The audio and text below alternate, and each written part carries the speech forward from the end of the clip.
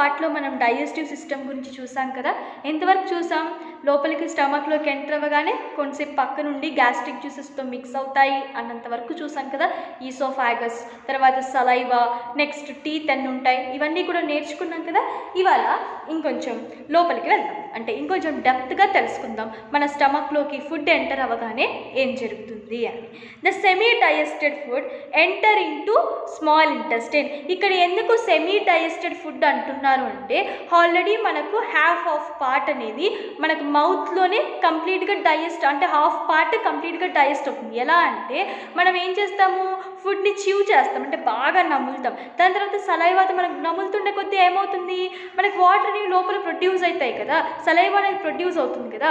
కాబట్టి ఏం చేస్తాం, మిక్సప్ చేసి ఈసోఫాగస్ గుండా లోపల ఈ పోపు అయితే ఏదైతే ఉంటుందో, ఇక్కడ మీరు చూస్తున్నారు కదా ఈ పైప్ లాగా ఉంది, దీన్ని ఏమంటారు, ఈసోఫాగస్ గుండా స్టమక్లోకి వెళ్తాయి. సో ఇలాగా ఈ సెమీ డైజెస్టెడ్ ఫుడ్ అనేది దేంట్లోకి ఎంటర్ అవుతుంది, స్మాల్ ఇంటెస్టైన్స్లోకి ఎంటర్ అవుతుంది.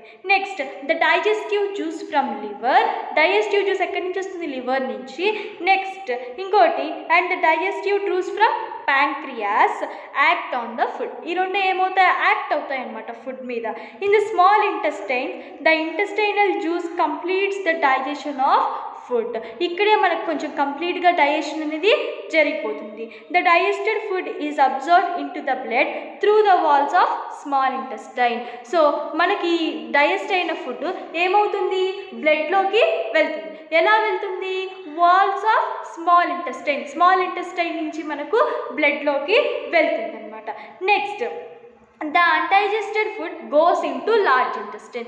ఏవైతే అరిగించుకోలేక ఉంటాయో లోపల మనకు ఎక్కువగా గార్లిక్ కానీ గార్లిక్, తర్వాత జింజర్ పేస్ట్ ఎక్కువ ఉండే, అల్లం వెల్లుల్లి పేస్ట్ ఎక్కువ ఉన్న మసాలా ఐటమ్స్ ఎక్కువ తిన్నప్పుడు మనం ఊరికే తేపుతూ ఉంటాం. ఎందుకు, కొంతమంది తేపితే ఫుడ్ ఎక్కువ అయిపోయిందేమో అనుకుంటారు, కానీ లోపల గ్యాస్ట్రిక్ ట్రబుల్ వల్ల ఇలా తేపులు అనేవి మామూలుగా మనకు వస్తూ ఉంటాయి. ఎందుకు అని అంటే కామన్గా ఎక్కువ హై మసాలా ఫుడ్స్ తీసుకున్నప్పుడు మనకి ఇలా డైజెషన్ ప్రాబ్లం అనేది వస్తుంది. హై మసాలాస్ అలాగే కెమికల్ ఫుడ్ అనేది ఎక్కువగా తీసుకున్నప్పుడు మనకు ఇలాగ డైజెషన్ ప్రాబ్లం వస్తుంది. సో డైజెస్ట్ కాని ఫుడ్ అంతా ఎక్కడికి వెళ్ళిపోతుంది, లార్జ్ ఇంటెస్టైన్లోకి వెళ్ళిపోతుంది. Wear the excess water is observe from it the semi solid waste is changed by the microbes in the large intestine. It is set to out of the body through the anus. So ఏదైతే wastage ఉంటుందో, anus మీకు ఇక్కడ కనిపిస్తుందా, మీకు ఇక్కడ కనిపిస్తుందో large intestine నుంచి ఉంది, యానస్ గుండా వేస్టేజ్ అనేది బయటకు వెళ్ళిపోతుంది. సో ఇది డైజెషన్ ప్రాసెస్. ఫస్ట్ మన టీత్లో ఏమవుతుంది, మనం తిన్న ఫుడ్ చివ్ చేసి గ్రైండప్ లాగా మనం మొత్తం సలైవాతో మిక్స్ చేసి ఈసోఫాగస్ గుండా మనం తీసుకొని లోపలికి వెళ్ళిన తర్వాత వెంటనే డైజెస్ట్ కాదు, కొంతసేపట్లో ఏమవుతుంది, గ్యాస్ట్రిక్ జ్యూసెస్తో మిక్సప్ అయిన తర్వాత సెమీ డైజెస్టెడ్ ఫుడ్ ఇక్కడికే హాఫ్ డైజెస్ట్ అవుతుంది కాబట్టి లోపలికి స్మాల్ ఇంటెస్టైన్స్తో వెళ్తుంది. స్మాల్ ఇంటెస్టైన్స్తో వెళ్ళిన తర్వాత ఏ జ్యూసెస్తో మిక్సప్ అవుతుంది, ఏ జ్యూసెస్తో చెప్పండి, లివర్స్ నుంచి వచ్చే డైజెస్టివ్ జ్యూస్, నెక్స్ట్ ప్యాంక్రియాస్ నుంచి వచ్చే ప్యాంక్రియాటిక్ జ్యూసెస్తో మిక్సప్ అయిన తర్వాత ఏమవుతుంది, లార్జ్ ఇంటెస్టైన్లోకి అన్డైజెస్టెడ్ ఫుడ్ వెళ్తుంది. బ్లడ్లోకి స్మాల్ ఇంటెస్టైన్ నుంచి డైజెస్టెడ్ ఫుడ్ అనేది వెళ్ళి మనకి బ్లడ్ సప్లిమెంట్స్ అనేవి బాగా జరుగుతాయి. వేస్టేజ్ అంతా కూడా ఏదైతే అన్డైజెస్టెడ్ ఉంటుందో, టాక్సిన్స్ ఉంటాయి, ఇవన్నీ కూడా మనకి ఎక్కడి నుంచి వచ్చేస్తాయి, యానస్ నుంచి బయటకు వస్తాయి. It is believed that the type of food will influence our body and mind. Besides the physical and energetic effects, it is also affects us emotionally. Yes, మనం తీసుకునే ఫుడ్ బట్టే మన బాడీ అనేది మన బాడీ మూమెంట్ అనేది ఆధారపడి ఉంటుంది. ఇప్పుడు నేను మంచి ఫుడ్ తీసుకుంటే నేను హెల్తీగా ఉంటాను, అలా కాకుండా ఏది పడితే అది తినాలనుకోండి నా హెల్త్కి ఎఫెక్ట్, అలాగే నేను చేసే పనులకు కూడా ఎఫెక్ట్ అవుతుంది, అంతే కదా. ఇప్పుడు నేను సరిగ్గా ఫుడ్ తీసుకోలేదు, నేనేం వర్క్ చేయలేదు. అదే నేను మంచి ఫుడ్ తీసుకున్నాను అనుకోండి, కంపల్సరీగా నేను ఏం చేయగలను, వర్క్ అనేది పర్ఫెక్ట్గా చేయగలను అనమాట. Many people considered eating vegetarian food is healthier for the human beings. So vegetarian ఫుడ్డే ఎక్కువగా తీసుకోండి నాన్ వెజ్ కంటే. ఎందుకంటే మనకు మీట్లో ఏదైతే మనం గోట్ మీట్ తింటామో, మాంసం తింటామో, దాంట్లో 28% మాత్రమే మనకు ప్రోటీన్ అనేది ఉంటుంది. అదే వెజిటేరియన్ అయితే సోయాబీన్లో హైయెస్ట్ ప్రోటీన్ 48% మనకు ఉంటుంది. 48% ఆఫ్ ప్రోటీన్ ఉంటుంది. 27% ఎక్కడ, 48% ఎక్కడ. సో కాబట్టి వీలైనంత వరకు ఎక్కువ శాతం వెజిటేరియన్ ఫుడ్డే తీసుకోండి. లేదు మాకు కొంచెం నాన్ వెజ్ అంటే ఇష్టము అలా అనుకునే వాళ్ళు వీక్లీ వన్స్ వీక్లీ ట్రైస్ తినండి, పర్లేదు. కానీ వెజిటేరియన్ ఫుడ్ అనేది ఎక్కువగా తీసుకోవడానికి ప్రిఫర్ చేయండి. నెక్స్ట్ ఇక్కడ సెకండ్ టాపిక్ గుడ్ హ్యాబిట్స్. కొన్ని గుడ్ హ్యాబిట్స్ చెప్తాను, వినండి. ఫస్ట్ గుడ్ హ్యాబిట్ ఏంటి అని అంటే బై ఈట్ విత్ థాట్. ఏదైనా మనం కొనుక్కునేటప్పుడు ఇది మంచిదా చెడ్డదా, ఈ ఫ్రూట్ నేను తినచ్చా తినకూడదా, నెక్స్ట్ ఎలాంటి ఫ్రూట్ తినాలి, ఎలాంటి వెజిటేబుల్స్ తినాలి, చిప్స్ ప్యాకెట్ తినచ్చా తినకూడదా, చిప్స్ ప్యాకెట్లోని చిప్స్ తినచ్చా తినకూడదా, నెక్స్ట్ ఎలాంటి చిప్స్ తినాలి, అసలు చిప్స్ నా హెల్త్కి మంచివా కాదా, పానీపూరి తినడం బెస్టా వర్స్టా, లేదంటే ఏదైనా ఫాస్ట్ ఫుడ్స్ ఎక్కువ ఆకలిపోతుంటుంది సాయంత్రము, ఇంట్లో ఏముండదు, వెంటనే ఏమవుతాము బ్యాగ్ తీసుకొని షాప్కి రష్ అయిపోయి ఏం చేస్తాము, ఓరియో బిస్కెట్స్ ఇవన్నీ ఎప్పుడెప్పుడో ప్యాక్ అయి ఉంటాయి, మనకు అవన్నీ తెలియదు. కానీ మనకేంటి ఆకలి అవుతుంది, ఏదో ఒకటి తినేయాలి. కాబట్టి ఎప్పుడైనా కొనుక్కునే ముందు ఎక్స్పైరీ డేట్ చూడాలి, మ్యానుఫ్యాక్చరింగ్ డేట్ అనేది కంపల్సరీగా చెక్ చేయాలి. Next cook it with care. ఎప్పుడు కూడా జాగ్రత్తగా వంట చేయాలి. ఏదో చేస్తున్నాం కదా అని చెప్పేసి ఉప్పు కారం ఎక్కువ వేసామనుకో, నేను చెప్పాను ఆల్రెడీ, ఉప్పు ఎక్కువైతే ఏమొస్తుంది, బీపీ వస్తుంది, ఉప్పు తక్కువైతే ఏమొస్తుంది, లో బీపీ వస్తుంది, షుగర్ ఎక్కువైతే ఏమొస్తుంది, డయాబెటిక్ వస్తుంది, తక్కువైతే ఏమొస్తుంది, ఎనర్జీ లెవెల్స్ అనేవి బూస్టప్ కావు. కాబట్టి ఇలాగా మనం జాగ్రత్తగా వంట చేసేటప్పుడు కూడా చాలా జాగ్రత్తగా కేర్గా చేయాలి. Sir just enough. ఆకలి అవుతుంది కదా అని చెప్పేసి మనం 3 ప్లేట్లు 4 ప్లేట్లు తినలేం కదా. కాబట్టి ప్లేట్లు అంటే మళ్ళీ ప్లేట్లు తినమని నేను చెప్పట్లేదు, ప్లేట్లో ఉండే ఫుడ్ 3 ప్లేట్స్ 4 ప్లేట్స్ తినలేం కదా. మనకి ఎంత అవసరమో అంతే మీరు తినడానికి ట్రై చేయండి. Next save what will remain. So చాలా మందిలో గమనించింది ఏంటంటే ఫుడ్ వెంటనే తీసుకెళ్ళి డస్ట్బిన్లో పడేస్తున్నారు. ఆ ఫుడ్ కోసమే కదా చాలామంది లేక అవస్థలు పడుతున్నారు.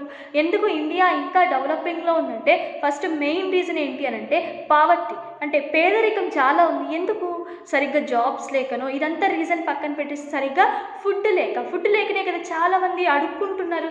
సో కాబట్టి మనకిచ్చిన దాంట్లో మనం ఎప్పుడు కూడా వేస్ట్ అనేది చేయకూడదు, చాలా జాగ్రత్తగా ఫుడ్ని మెయింటైన్ చేయాలి.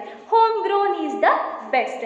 మనము ఇంట్లో పండించుకునేవి తినడానికి ట్రై చేయండి. ఎక్కువగా మనకు హోమ్ గార్డెన్స్ అనేటివి చాలా వరకు ఇప్పుడు నేను చూస్తున్నాను కదా, మామూలుగా యూట్యూబ్లో అయితే మ్యాట్ గార్డెన్ ఇవన్నీ చూస్తూ ఉంటాను నేను కూడా. ఎందుకంటే అవన్నీ చూసినప్పుడు ఒక ఇన్స్పిరేషన్ అనేది వస్తుంది. మనం కూడా చెట్లు పండించుకొని, ఇప్పుడు ఏది చూసినా కూడా కెమికలే అయిపోతుంది. టమాటోస్ కొనాలంటే వాటి మీద కెమికల్ స్ప్రే చేసి ఉంటారు, బనానాస్ తినాలంటే కెమికల్ స్ప్రే, అన్ని కెమికల్ స్ప్రేసే అయిపోతున్నాయి కదా. కాబట్టి హోమ్ గ్రోన్ ఈజ్ బెస్ట్. ఇంట్లోనే పండించుకొని తినడానికి ట్రై చేయండి. Next so that's all for our lesson. ఇంకా కొంతమంది ఇంకొక చిన్న గుడ్ హ్యాబిట్ ఏంటి అని అంటే some food vendors pack hot food in plastic carry bags. Is it a good practice? ఇది మీరే చెప్పాలి నాకు.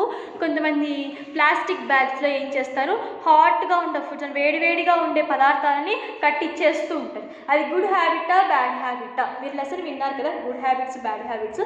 సో దీంట్లో గుడ్ హ్యాబిట్స్ బ్యాడ్ హ్యాబిట్స్ కూడా నేను చాలా చెప్పాను మీకు. సో ఇది గుడ్ హ్యాబిటా బ్యాడ్ హ్యాబిట్ అనేది నాకు హోంవర్క్ రూపంలో మీరు చేసి పంపివ్వాలి. So that's all for today's lesson అండి. ఇది మన పార్ట్ 3. ఐ హోప్ మీకు ఈ లెసన్లో మీరు చాలానే నేర్చుకుని ఉంటారు. ఫస్ట్ ఏం నేర్చుకున్నారు, paddy production, food wastage, prevention of food spoilage, food poisoning, next contamination of food, eating habits, cooking habits, food habits, digestion of food. ఒకసారి నేను అవన్నీ కూడా మీకు రీబ్యాక్ చేసి చూపిస్తాను. సో మీకు గుర్తుందా, ప్రిజర్వేషన్ ఆఫ్ ఫుడ్ అనేది నేను మీకు చెప్పాను. ఫుడ్ని స్టోర్ చేయడం కెమికల్స్ యూజ్ చేసి, లేదా వాటి మీద ఏదైనా సంథింగ్ కెమికల్ కానీ, లేదంటే కొన్ని ఇప్పుడు చాలా వరకు కెమికల్స్ యూజ్ చేస్తున్నారు అన్నింటిలో ప్రిజర్వ్ చేయడానికి. సో ఈ ప్రిజర్వేషన్స్లో మనకు కొన్ని మెథడ్స్ ఉంటాయి. ఏంటి అవి? డ్రైయింగ్, అంటే ఏం చేస్తాం, ఎండలో ఎండబెట్టేస్తూ ఉంటాం. మాయిశ్చరైజర్ అంతా పోయే వరకు, అంటే వాటిలో ఉండే తడి పోయేంత వరకు మనం ఏం చేస్తాం, డ్రై చేస్తాం. నెక్స్ట్ సాల్టింగ్, మనకి ఎక్కువ రోజులు పాడవకుండా ఉండడం కోసము ఎక్కువ సాల్ట్ అనేది యూస్ చేస్తూ ఉంటాం. నెక్స్ట్ ప్యాచరైజేషన్ అంటే ఏంటి, ఒక కాన్స్టెంట్ టెంపరేచర్, హై టెంపరేచర్లో హీట్ చేసిన తర్వాత మనం ఏం చేస్తాం, వెంటనే ర్యాపిడ్ కూలింగ్ అనేది చేస్తాం. దాని తర్వాత ఏం చేస్తాం, ప్యాక్ చేసి మిల్క్ అనేది అమ్ముతూ ఉంటారు. సో అలాంటి ప్యాచరైజేషన్ మెథడ్ అంటే ఏంటి అని అంటే heating food at a certain temperature, ఒక ఫిక్స్డ్, ఒక 100 degrees 120 degrees, లేదంటే 80 degrees 70 degrees, ఇట్లా మనకి ఎంత టెంపరేచర్ కావాలంటే అంత టెంపరేచర్లో వాటిని హీట్ చేసి వెంటనే మళ్ళీ కూల్ చేసి చేసి ప్రిజర్వ్ చేస్తూ ఉంటాం అనమాట, పాడైపోకుండా. సో దీన్ని ప్యాస్చరైజేషన్ అంటాం. రిఫ్రిజిరేషన్ అంటే మీకు చెప్పాను కదా, వాటిలో ఉండే టెంపరేచర్ని తగ్గిస్తూ మనం ఏవైతే ఫుడ్ ఐటమ్స్ అనేవి ఫ్రిడ్జ్లో పెడతామో వాటిలో ఉండే ఫుడ్లో ఉండే టెంపరేచర్ని తగ్గిస్తూ ఎక్కువ కాలం నిలువ ఉండేటట్టు, ఎక్కువ కాలం అంటే మనకు 1 year 2 years ఉండవు ఫ్రిడ్జ్లో అయితే, మినిమం 24 hours లేదంటే 48 hours, దీనికంటే మనకు ఎక్కువగా ఉండదన్నమాట. నెక్స్ట్ ఫ్రీజింగ్, మనకు ఐస్ క్రీమ్స్, చీజ్ ఇవన్నీ ఉంటాయి కదా, ఇవి ఎక్స్ట్రీమ్ లెవెల్లో ఉంటాయి అనమాట. అంటే 0 degrees ఫ్రీజ్ చేస్తారు, ఎందుకంటే గడ్డ కట్టిపోవాలి కదా, ఐస్ క్రీమ్ మీద మనం గడ్డగానే తింటాం కదా స్కూప్స్లో తీసుకొని. సో అలాగా ఫ్రీజింగ్ అనేది కూడా one of the method. Next canning is the process of preserving food in sterilised sealed air containers. All type of food can be preserved in this way.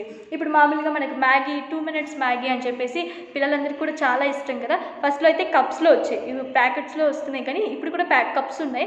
ఆ కప్స్లో ఏం చేస్తాము, కప్ పైన ఓపెన్ చేయగానే package, దాంట్లో hot water వేయగానే వెంటనే ఏమైపోతుంది, అది నూడిల్స్గా తయారైపోతాయి. ఇలా ఫుడ్ అనేది క్యానింగ్ మెథడ్ అనమాట. ఎయిర్ టైట్ కంటైనర్స్లో వేసి స్టోర్ చేస్తున్నారు. ఎన్ని రోజులైనా కూడా కొన్ని కెమికల్స్ వాడితే అవి పాడవకుండా ఉంటాయి. మంచివే కదా అని చెప్పేసి పాడవకుండా ఉన్నాయి, ఫ్రెష్గా ఉన్నాయని అదే పనిగా తిన్నామనుకోండి, హెల్త్ ఇష్యూస్ అనేటివి వస్తాయి. So be careful. Next food wastage అనమాట. ఫుడ్ అనేది ఎక్కువగా మనము శ్రావణ మాసాలలో వనభోజనాలు ఇవన్నీ చేస్తూ ఉంటాం కదా గార్డెన్స్లలో కూర్చొని. అలాంటప్పుడు మనకి ఎంత ఫుడ్ అవసరం, 100 members ఉంటే 100 members సరిపడే ఫుడ్ ఎంత అవసరము, 10 members ఉంటే 10 members ఎంత ఫుడ్ అవసరం అంతే తీసుకోవాలి. కానీ అలానే ఎక్కువగా తీసుకెళ్ళి ఫుడ్ని వేస్ట్ చేయకూడదు అనమాట.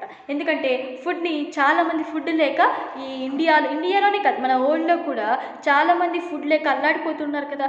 అలాంటి వాళ్ళకు మనం వీలైతే హెల్ప్ చేయాలి, కానీ వాళ్ళని మనము తోసివేయకూడదు అనమాట. వాళ్ళని మనము ఎగతాళి చేయడం అలాంటివి చేయకూడదు. అలా చేయకూడదు అని అంటే మనం వాళ్ళ దగ్గరికి వెళ్ళి ఫుడ్ సప్లై చేయడం, అందరి దగ్గరికి వెళ్ళి ఫుడ్ లేని వాళ్ళందరి దగ్గరికి వెళ్ళి మీరు నా ఫుడ్ తీసుకోండి అని చెప్పలేం కదా. కానీ మనం తినే ఫుడ్ వేస్ట్ కాకుండా ఉంటే చాలు.